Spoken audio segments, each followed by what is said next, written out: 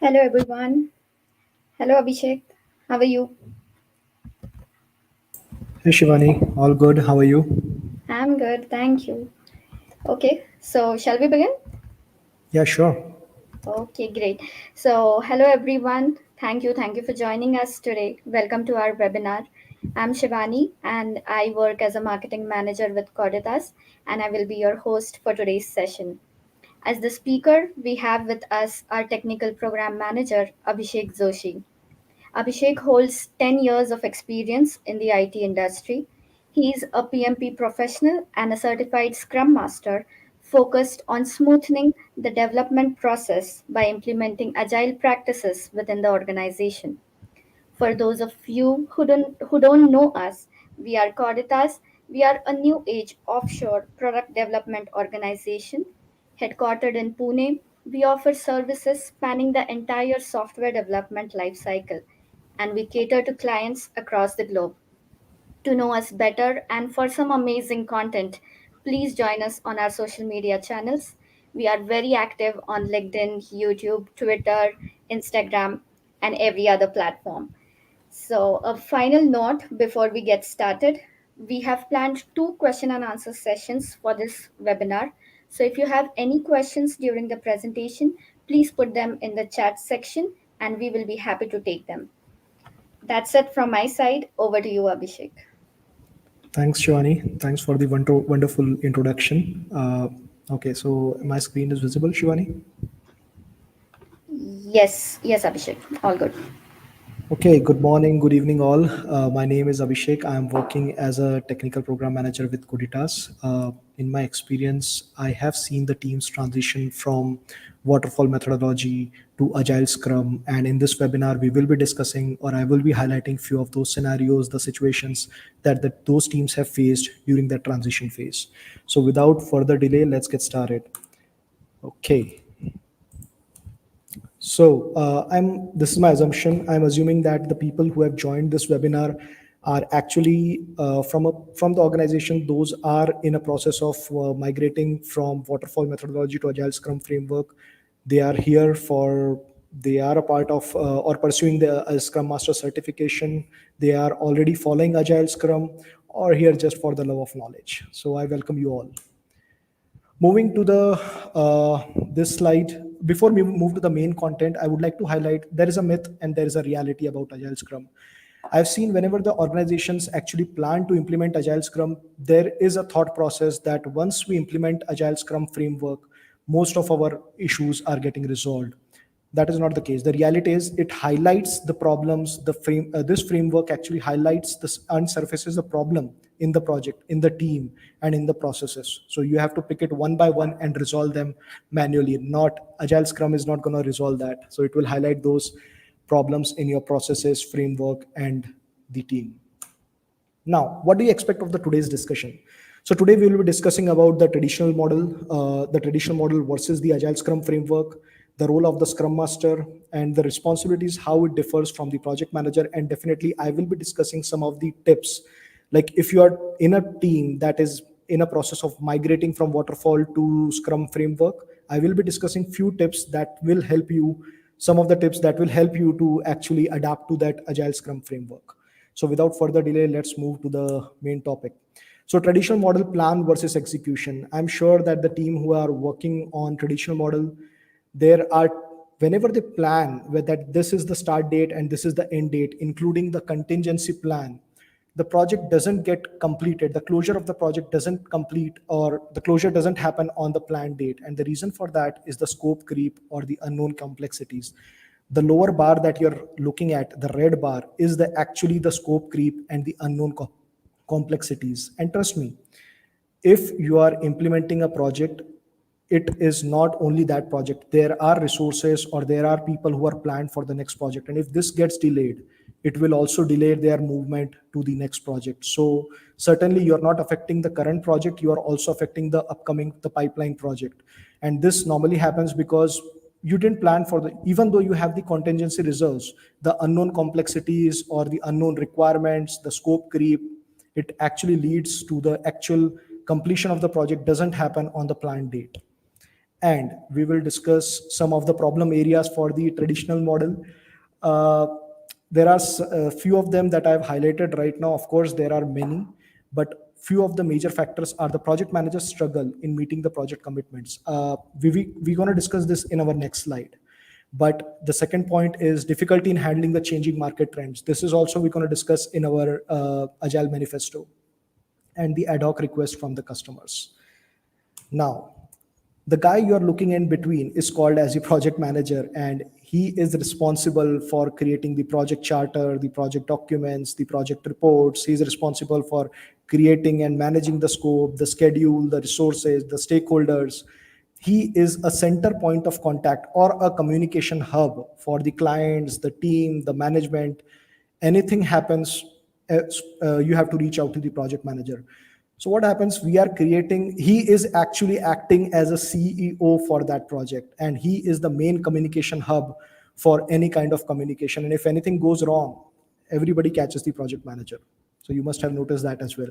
So this is the problem. That was the first point that I highlighted in the previous slide, and how it is resolved in Agile Scrum.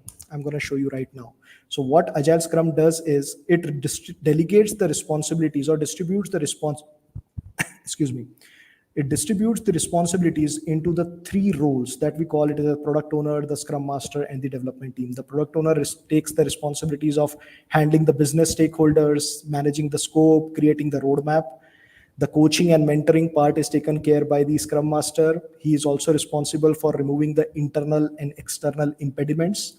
And the last role, the development team, they are responsible for creating and managing the scope.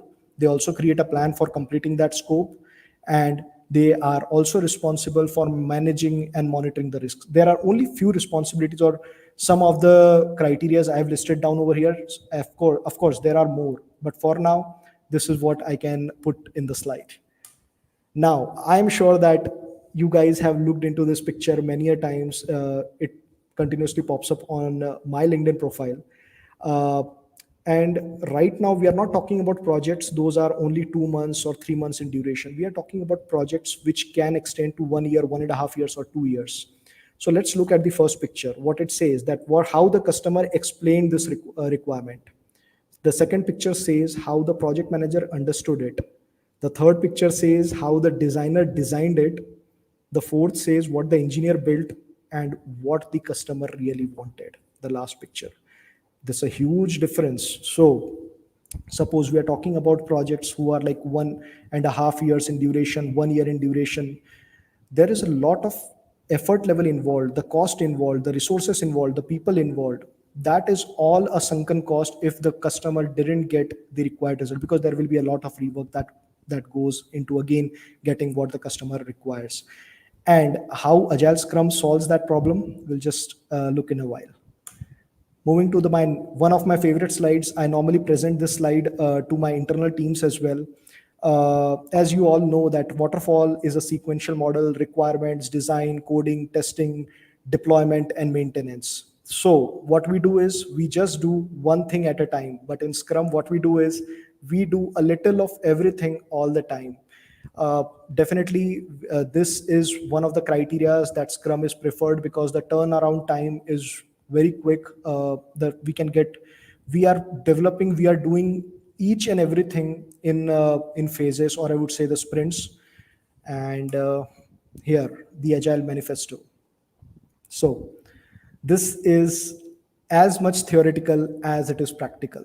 I'm not saying that the things those are listed on the right are not important. What I'm saying here is the things those are written on the left are very much practical as they are theoretical as well. Individuals and interaction, working software, customer collaboration, responding to change. Let's talk about responding to change first. So, okay, suppose like we have Ola and Uber in India as the ride sharing apps. Suppose the product owner of Ola has asked the team to work on a feature of integrating a two-wheeler module or two-wheeler motorcycle bikes into their application. And what happens, they comes to know due to the market research and all, they come to know that Uber is working on a feature called as an SOS that will be a government norm in near future. So Agile gives that bandwidth, or I would say that flexibility to the product owner to prioritize and deprioritize the requirements. For example, what he can do is he can deprioritize the two-wheeler integration, and he can reprioritize, or he can create a story, or he can create an epic on this SOS feature, put it into the in the bottom of the backlog, and then he can reprioritize it at the top, and there where we can break up the epic into more stories. So individuals and interaction, working software, customer collaboration, I'm going to discuss that in our few of our next slides, so stay tuned. Now, okay, so here I will wait for some questions. We will take a few questions over here just by the time you guys are entering the questions. Uh, as Shivani also mentioned that we are looking for Scrum Masters. You can definitely visit our website for applying for the position, and we are very much active on the social media platform as well. So please do visit us, and yeah, let me see what questions we have. Okay. Uh, how should we decide if we have to go with waterfall or with Agile Scrum? That's a nice question. So, how you have to decide you have to go for waterfall or Agile Scrum? Very simple. If you know that the scope is not going to change, if you know that the scope of the project is, you know it is not going to change, follow waterfall. If you know that there are changing requirements, changing priorities, go for Agile Scrum. So that's, and I believe that the projects, those have the scope defined, are of lesser duration. We talk about small websites and all that can be considered for waterfall methodology, but just make sure that the scope is well defined before you start working. Otherwise, you will end up in a situation where we will have that red bar that we have looked in the one of our slides. Okay, fine. I don't see any other question right now. Okay, we'll address all the other questions in the end of this webinar. Moving to the next.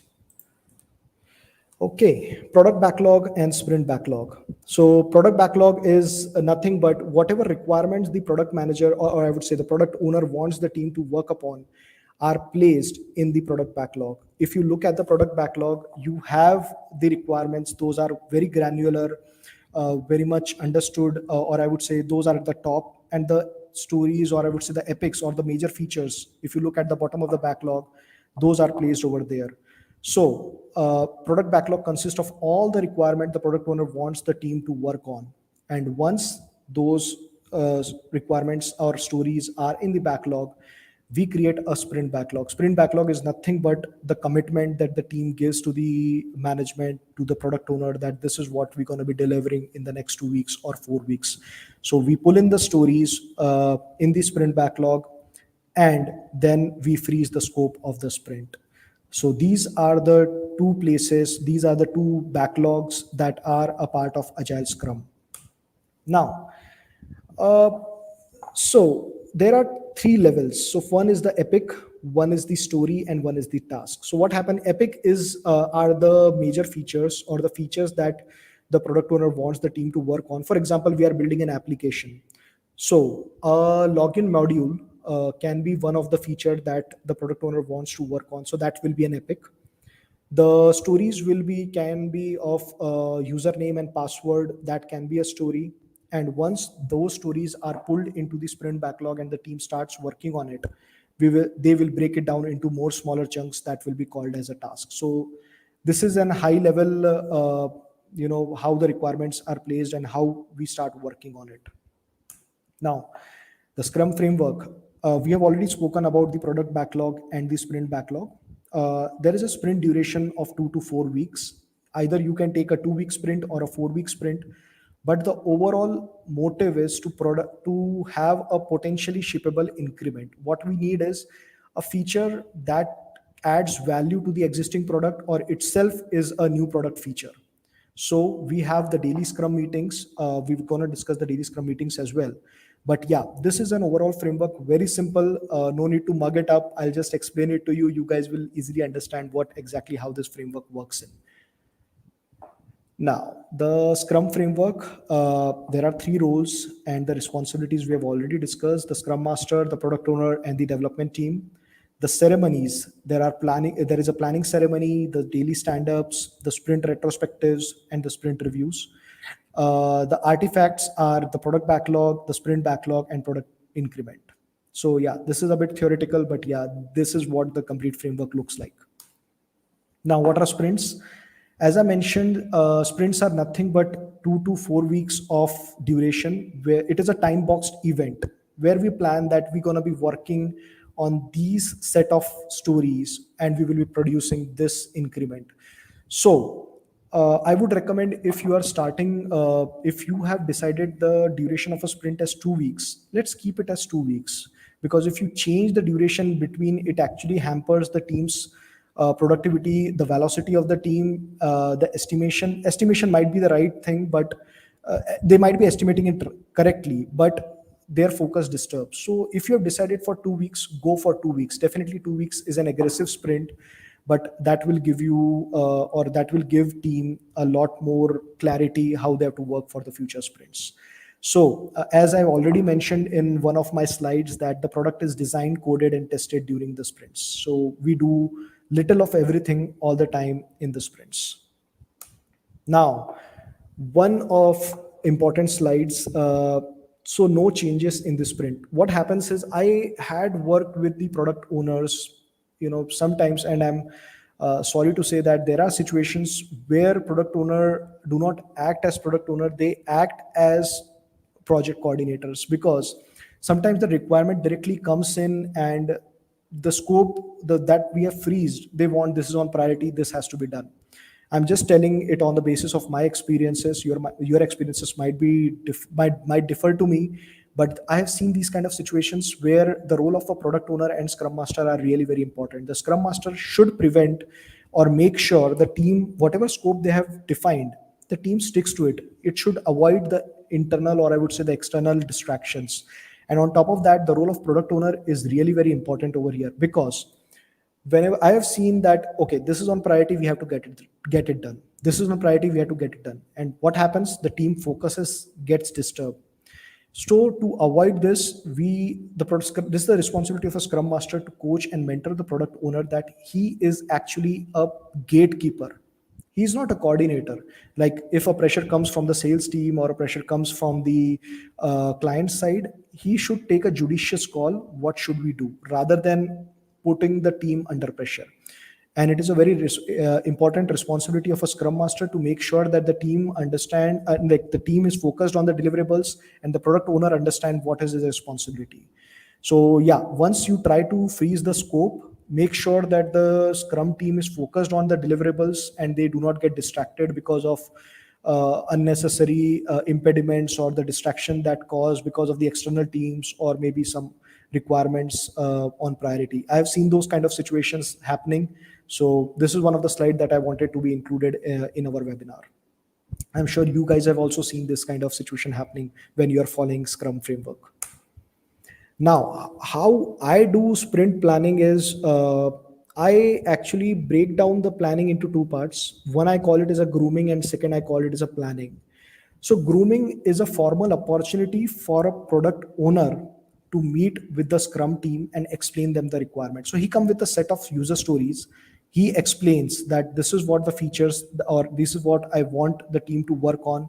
And the team has an opportunity to ask questions to the product owner, refine the user stories, and get a clear acceptance criteria in the story, so that they know what exactly is the outcome of the story. What we do in the grooming session, we try to estimate it. Normal estimation techniques that I have seen is the t-shirt size and story pointing. We also try to identify the dependencies. It is very important to identify the dependency if you are working in a scrum team, and if you are having in a grooming session, identify if this story has a dependency on any other story, or external story that other team is working on. Because if you do not identify the dependencies, then you will end up spilling over that story. So even though everything is clear, the team has estimated it, they know what has to be done, but if there is a dependency, do not mark the story as definition of ready. Definition of ready means that the team is groomed it, everything is clear, there are no dependency, and team can directly start working on the user story once the next sprint start. So please keep the definition of ready as no. uh, like there are situations when you have to pull it manual, we have to pull it parallelly, but I would recommend to avoid that kind of scenario, because you will end up spilling over the stories to the next sprint. There are situations that I have seen. Now, talking about the planning session is nothing but where we are actually freezing the scope of the sprint for next 2 weeks, what we will be working on. And as per the capacity, the team decides how many stories they can work on. They create the sprint backlog. We also ask how many leaves they have planned, and we also assign who are the development team members working on working on a particular user story. So that is how I do a planning session, and that is actually working out for me pretty well. Now, estimation technique. So story pointing is one of the very common estimation technique. It is based on a Fibonacci series, and story pointing is like, it is based on three criterias: uncertainty, complexity, and the effort level. So if the uncertainty and complexity is less, the effort level is less, then the story point is one. And trust me, story pointing, the proper estimation comes with, once the team grows with experience following Agile Scrum, they are able to more properly estimate the user stories. This is all like a relative term. Like if we have taken this much amount of time and this was the complexity in that story, this feature is similar to that, I think this will be a 2 pointers. The normal trend that I've seen is like, if you are pointing at one story point, it normally means 0 to 6 hours it will take to complete it and make the story as definition of done. Two story point means 6 to 12 hours, three 12 to 18 hours, five 18 to 24, and eight 24 to 36. I would recommend, if you're following a 2 week sprint, eight story point is the maximum that you should take. Do not take more than 8, 13 story points and all, because it will be difficult for the team to implement it if they are following Agile Scrum properly. Now, characteristics of a daily Scrum call. I have seen, when I when I was working as a Scrum Master, many a times, when we were in a meeting room, everybody was looking at me and they were like, "I've done this, I've done that," and these were the blockers. Daily Scrum call is not a status update call, and a Scrum Master is not a project manager. The first Agile manifesto, individuals and interaction, that links over here. How it links? It gives a formal opportunity for the team to get together. And for example, if a junior developer is stuck on something, he can just point out that I was working on this user story and I believe that I am stuck on this thing. And suddenly a senior developer can pitch in and he can mention that, okay, have you tried this solution? So this discussion should stop here itself. There should be a parking lot meeting where this junior and senior developer should interact and get the solution done. But daily Scrum call is a call where the team collaborate. It is a ceremony where you get together and interact with each other. So all these people collaborate and they discuss how the team is doing. It is not a status update call. And Scrum Master, do not look at the Scrum Master whenever you're talking in a daily stand-ups. So there are three things that we discuss over here. What did you do yesterday? What will you do today? And is there anything in your way? Majorly the blockers. The major focus area of a daily Scrum call is to highlight the impediments or the blockers, or how we can make sure that those blockers are removed, can be discussed in the parking lot meetings. Now, very simple. It's a 15-minute stand-up meeting. And why do we call it a stand-up? Like most of the people, many times I ask this question in the interviews and people do not know that. We call it as a stand-up meeting because whenever you are standing up, you are in a hurry to whatever you want to say, you say, and you go back to your desk. And that is why it's called as a stand-up. That's the only thing. That is why it is called as a stand-up meeting. So it's strictly to 15 minutes. Try to restrict the timeline to 15 minutes. I have seen Scrum teams extending sometimes to 45 minutes. Yeah, they keep on discussing, and then You have to make them understand it's like 15 minutes meeting, what you have to discuss, or it's a ceremony where you are just highlighting the blockers and then you can continue the other discussions in the parking lot meeting. So because there are other devs, the other development team members also waiting for their turn, so just make sure that it sticks to 15 minutes only. Now, sprint reviews, a formal opportunity, I would say, where whatever the team has worked on, they can present it to the all the stakeholders, invite everybody who is involved with the project, or I would say, who is the stakeholder for this project. Invite everybody into the reviews and let them give feedback, so that the second last slide, the second last picture that we have seen, we do not end up on that, and we can divert our focus and the effort level to building a hanging tire rather than something else. So the only focus area is where the product owner explains what features we have developed in the sprint and what was the plan, and the development team actually demonstrate the working software, the second agile manifesto, the working software. We are not presenting the ppts over here, we are actually displaying the working software, the second agile manifesto. Very important point from sprint reviews perspective. Now, one thing regarding the sprint burnout burn down charts. So there are various ways Scrum teams are following the sprint burn down charts. Some teams follow it on the basis of hours. Some teams follow on the basis of on the story points. So on the y-axis, you can see there are hours listed, and on the x-axis, you can see the dates. So how does this help? If you are a Scrum Master for your team, I would recommend to create or I would say configure this on your Jira dashboards, because, for example, as the team is like, for example, today is 30th of November, or I would suppose now, like we are in on 28th of November, and the sprint is to be ending in next 2 days, and we see that the graph is over here. This gives a clear indication that we are not on target. Either the team has not burnt up their hours, or they have not closed their stories or claimed the story points. Other than that, we are certainly at risk. This has given me predictions many times. We have to be very much proactive in this rather than reactive. You do not need to judge it on this date. You need to judge it on this or maybe at this date, because it gives a clear indication if the team is progressing in the right direction or not. This will help the stakeholder. We have to keep the stakeholders updated. So it will help the product owner to highlight any risks to the management if we are not on track of completion of the user stories in a sprint. Now, retrospectives. uh, Very important ceremony from Scrum framework. I have seen various conflicts happening in the retrospectives where the development team members are pointing fingers at each other. The retrospectives are not for conflict resolution. It is for not for feedbacks. I would say it is for feed forward. Like whatever time has passed, whatever mistakes we have made, we have to learn and think how we can move forward. For example, feed forward is like, if we could have done this proper user story in this fashion, we could have implemented or we could have gained better results. So retrospectives are considered, these are feed forward meetings. And why do we need retrospectives?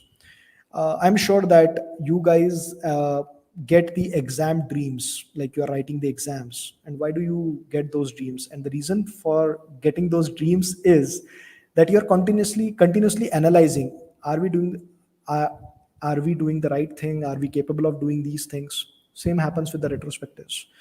Retrospective gives you an formal opportunity to understand what is going wrong with us and how we should improve it, or because whatever time has passed, it's sunken cost, or I would say sunken time. You have to make sure that you have to improve in the upcoming sprints. So retrospectives are very important, and no other stakeholder should be invited apart from the Scrum team. No other stakeholder should be there, because you have to treat it as a family. When you are having those retrospective meetings, whatever problems those are highlighted, try to kind of resolve them internally, until unless you do not require any external people involvement, because these points are for the team and the team has to resolve it. Nobody else can come and resolve those issues. Those are within the team internally. Now, coming to the attributes of Scrum Master. So, Scrum Master is a coach, a facilitator, servant leader, enabler, motivator, and a disruptor. Very important point. Why I mention a Scrum Master as a disruptor, because if you are every team, or I would say if you are transforming a waterfall team to Agile Scrum, they are in a mindset of following a certain status quo. You have to break that status quo. You have to work as a disruptor. You have to make sure that those teams, you have to coach them, mentor them, make sure that whatever problems these guys are facing, you have to make sure that those guys overcome that problem, enable them, and motivate them. How Agile Scrum can help us to highlight the problems and we can resolve them one by one. So, disruptor, one of the very important criteria that I feel if you are a part of a Scrum team that is migrating from Waterfall to Agile Scrum. Now, the responsibilities of a Scrum Master, I would say he is responsible, as I mentioned, for product owner, he is responsible for making sure that the product owner is properly coached and mentored. They understand what are the techniques for product backlog management, how they have to arrange the product backlog, how it can help them to efficiently groom the requirements, how they can efficiently uh, manage the product backlog, which are the important stories, that how they have to plan the stories, how they have to keep it on top or they have to keep it at bottom, what are the epics. Keep on continuously coaching them. This is not one time process. You have to work with your product owner every time. I have seen that. I have worked with the product owner in my previous organization, this organization, made sure that those guys get up to speed. And of course, you are required to facilitate those events as per the request. I'm talking about the ceremonies as well. Now, the development team, the Scrum Master, as we discussed, he is responsible for removing the internal and external impediments, and he's also responsible for making sure that the team adheres to the Scrum framework. Yeah, he is responsible for making sure that they adhere to the Scrum framework, because he is responsible to act as a coach and a mentor. Excuse me. Now, a very important slide. I have seen many people asking me this question: project manager versus Scrum Master. So I just thought of including this particular slide in the webinar. It is, I think, now you have gone through the most of the slides of this webinar. You are pretty clear what a project manager does and what a Scrum Master does. So just to highlight, the project manager, consider him as the CEO of a project. He's the decision maker, he's the controller, he's the driver, he is the communication hub for that project. And compared to the Scrum Master, he's a coach and a mentor, he's a motivator, disruptor, and an enabler. The responsibilities are pretty straightforward now. The project manager is responsible for creating and managing the scope, creating and managing the schedule, managing the resources, and the stakeholder management. So all the management part is taken care by the project manager. And from the Scrum Master's perspective, he is responsible for facilitating the Scrum meetings, removing the impediments, internal or external, and handling the external dependencies and act as a change agent. I think we have already discussed these points. What exactly the Scrum Master should do and how he can be an enabler for the Scrum team. Finally, coming to the end of the webinar, concluding tips. So, every company has its own flavor of following Scrum. Okay, do not try to impose anything on the team until the team trusts you and it's the right time to implement it.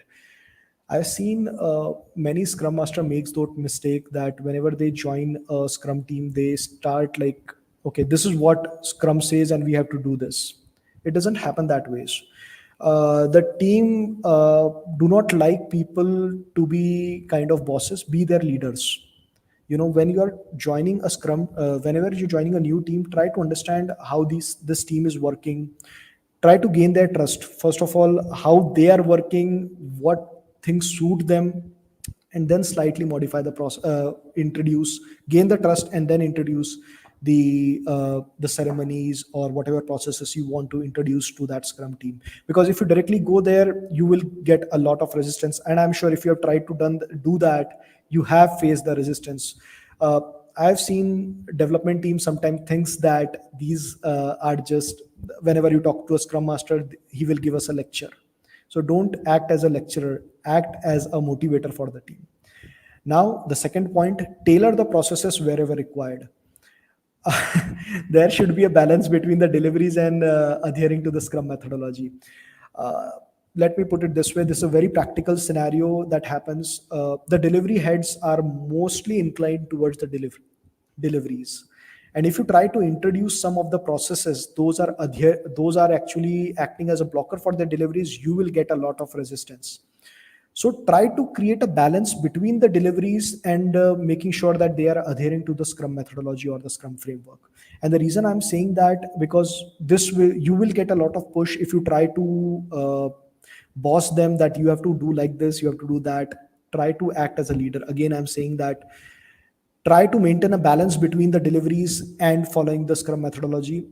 I know it is not right to say this, but this is the practical scenario that happens.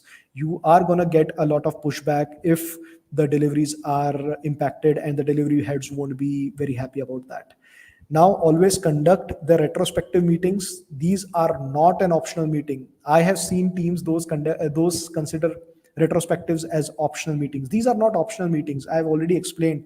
The retrospectives are very important, so that we can perform better. You always retrospect.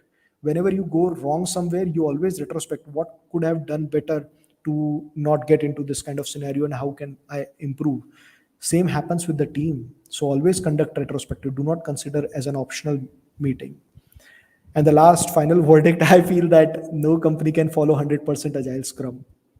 I'm sure of that. So yeah, that's pretty much it. Those are the concluding tips. Try to follow them. There are definitely more, but due to the time constraint, I would like to restrict them here. And you try following them. If you need more tips, you can definitely reach out to me on my LinkedIn. Okay, so time for questions. Uh, okay, I have one of the questions, like, I have banking experience for 16 years. How do I shift to a Scrum Master position? Okay, so Scrum Master position is of a coach and a mentor. Of course, if you are having a banking experience, you can move into that role. Look for some certifications. I would also recommend look for organization. Those are in finance, and those are looking for people who can act as Scrum Master for their Scrum teams. I'm not saying that mix up the role of product owner and a Scrum Master, but I'm saying that you can definitely be help to those Scrum teams. Those are working on the financial projects. So I would recommend look for some kind of certification, and try getting into the companies those are actually following Agile Scrum. I'm not sure if you have worked in you are a part of Agile Scrum team or not. I hope that answers the question. What should be the approach to migrate from waterfall to Agile Scrum? Uh, okay. I think I've already explained that how we can migrate from waterfall to Agile Scrum, but do not rush. The sprints, whenever team starts working on Agile Scrum, they won't produce good results. So there is a Tuckman ladder model also that is in place, like forming, storming, norming. There is a model that says how the teams collaborate and how they adjourn. So whenever you are working or you are forming an Agile Scrum team and you are migrating from waterfall to Agile, takes sprints of 2 weeks. Let the stories get spillover. Let them estimate it wrongly. Let them, incorrectly estimate them.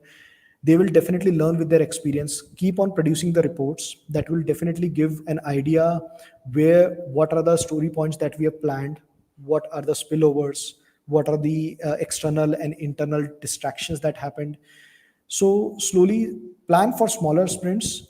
Let the sprint or the stories get spilled over for some time. It will take time. It is a normal trend. It will take time. The initial velocity always remains very low, and then it increases, and then it becomes stagnant, and then it doesn't fall if you do not pull out the members from the Scrum team. So yeah, that's one of the questions. Very good question. Are story points based on complexity? Of course. So yes, story points are based on three criterias, as I mentioned: the complexity, the uncertainty, and the effort level. Yes. Okay. What all tools are needed? Okay. So I think Jira and Confluence are enough. Jira serves more than the purpose that we look for. If you have good skills on the Jira automation, you have good skills on the JQL on Jira, it will give you wonderful results. It has happened with me. I learned Jira and then I implemented it. It has given me a lot of success in my teams. So yeah, if you are working on Jira, learn it. It is a very good tool, and it will actually help you to implement Agile Scrum very efficiently in your Scrum team. Uh, could you please tell us which certificates we can do? Okay. I think you can. What I feel is the certified Scrum Master certification is very good. It will actually help you to gain some insights. But I would also recommend that do not kind of go directly for the certification. Even though I mentioned in one of the question for the 16 years experience candidate, I was not sure if that person is directly working in the Scrum framework or not. But I would like to tell that first try to understand how the Scrum works, and then do the certification, because it's always better for you to be prepared before you go for the certification. uh, I have done the same for my PMP. Whenever I attended the PMP classes, I had read a lot of about PMP and the topics those going to be covered, and that actually helped me to gain a lot of insights how the project management works. Same I will recommend to you. Try to understand how Agile Scrum works. If you are a part of Agile Scrum team, that is a very great opportunity. You try to understand how that team is following, then go for the certification, and then map both of them. Then it will give you wonderful results. I'm sure on that. Okay, I think are there any internship opportunities as a Scrum Master at Coditas? Of course, so you can visit our website for that. You can also follow us on LinkedIn and Insta. So just drop us a line. We will revert you on that. We are certainly looking for people who can join our organization as Scrum Masters. Yeah. Okay, I think Shivani, I am done with the questions and the presentation and the webinar. So over to you now. Yeah, right. Thank you. Thank you, Abhishek, for this awesome session. I'm sure it was really helpful. And thank you, everyone, for joining us this evening. As Abhishek mentioned, if you are interested in Scrum Master roles at Coditas, do visit our careers website. The link is mentioned in the comments. Also, please help us know how this session was for you by answering our feedback form. The link is again shared in the comments. And lastly, do follow us on LinkedIn, Facebook, Twitter, Instagram, and also subscribe to our YouTube channel so that you are notified about our next webinar. Lastly, thank you again. Thank you, Abhishek. Thank you, audience. Take care. Bye bye. Thank you all.